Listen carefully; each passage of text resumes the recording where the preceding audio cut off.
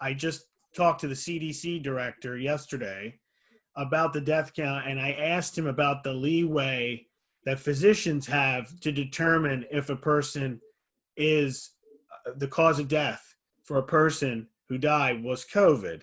And right now, it's like a probable death. They can actually put it down as a death, and then it's listed as part of the death count.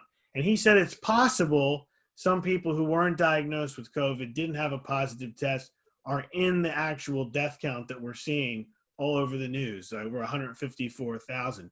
Have you heard of that happening in your constituency, where people are getting death certificates of family members and they say COVID, but they never tested positive for COVID?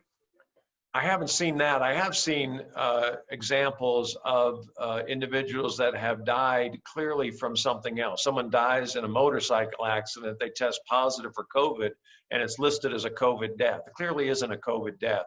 And I've seen a number of examples of that, and it really calls into question these numbers. The governor of Colorado reduced by, I think it was about 30%, the number of deaths that were attributed to COVID in Colorado. And so I know there is a benefit to some of the healthcare providers that the death is listed as a COVID death.